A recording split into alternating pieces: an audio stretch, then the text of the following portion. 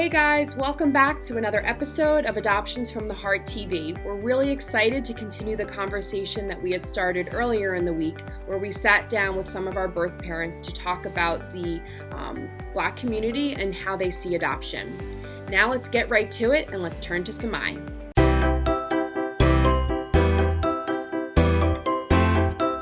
Samai, I know you've explained a lot about your experience when you did show people in your community what you did in terms of placing your child and what their reactions were. Can you talk a little bit about that?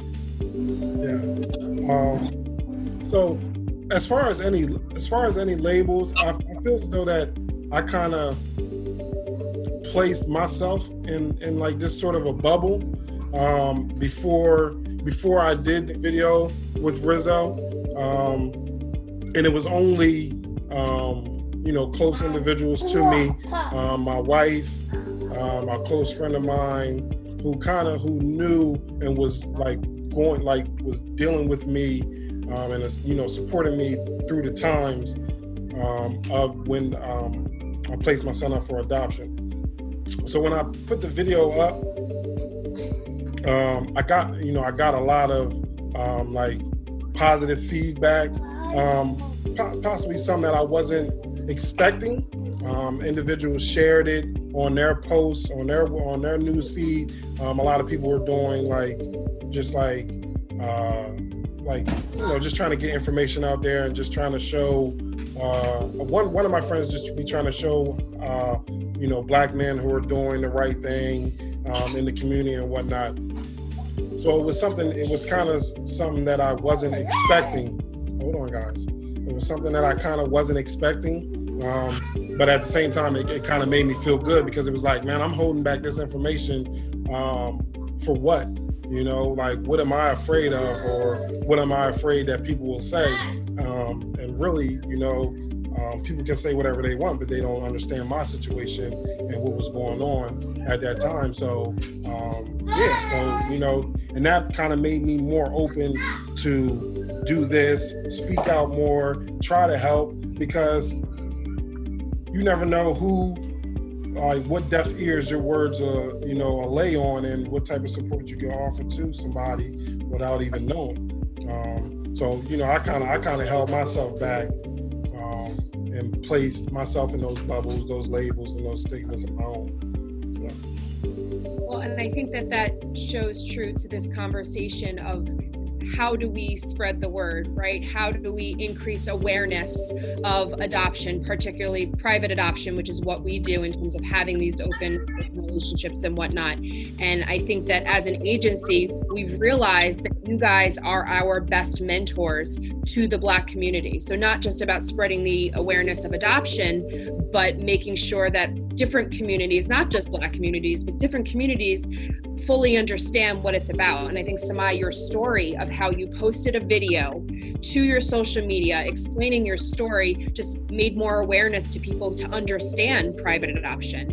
And I think that that's just amazing. So I think it shows how the word gets out that way. Asia, did you have any experience of people maybe not being as receptive to adoption in the beginning, and then as time went on and people learned more about your experience, they opened up?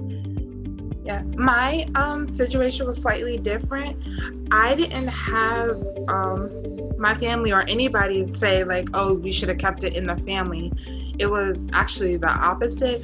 When I found out I was pregnant, I was about 5 or 6 months. And the first thing, of course, when I told my mom, the first thing she was like, well, how far are you? And, have you thought about abortion? And I was just like, no. And she also thought about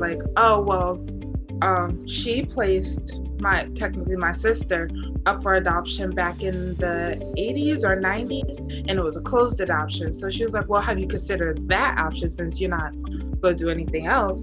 And I was like, well, that was an option for you. And it was a different time, you were in a different situation, but for me, I can't do that. I can't have that feeling that my child is out there and not knowing him. So even my grandmother, she kind of said the same thing when I brought up the adoption. She was like, well, what about a closed adoption? I'm not sure if, open adoption is the right option. And I was like, well, why is that, basically? And I just kept asking, like, well, why do you feel like open adoption isn't a good option? And she was like, well, because, you know, what's the point of having your child and you're not seeing them? I was like, because I am still seeing him. And that's completely different. I was like, just because I'm not the one raising him doesn't make him any less my child, doesn't make him any different for that matter. It's like, it's just, I can't in my present situation. So it was a very, very different conversation. And I kind of was expecting them to be like, well, why don't you try raising him? And why don't we try, or, you know, maybe your cousin or anything. But they never even brought that option up. And it never was an option. It was always either abortion or even my grandmother told me, like, you know, you can't raise another child. And I was like, I mean, I could, but I know it wouldn't be the best option for him, for myself, or for the daughter I am raising currently. So I had to really dig deep and tell them exactly why open adoption was the best option for me. And after that point, they started kind of researching on their own and looking into it. But it wasn't until they met his parents that they really understood how I felt and how they felt and how much of a genuine blessing it was, and how much involvement that they would be in, as well as myself, and that it was actually better for all of us. So it took a lot of talk, a whole lot of talk, and months. Thank you so much to Asia, Sierra, and Samai. We're really happy that you guys were courageous enough to share your experience of what it was like placing your child for adoption, and particularly how adoption is viewed within the Black community.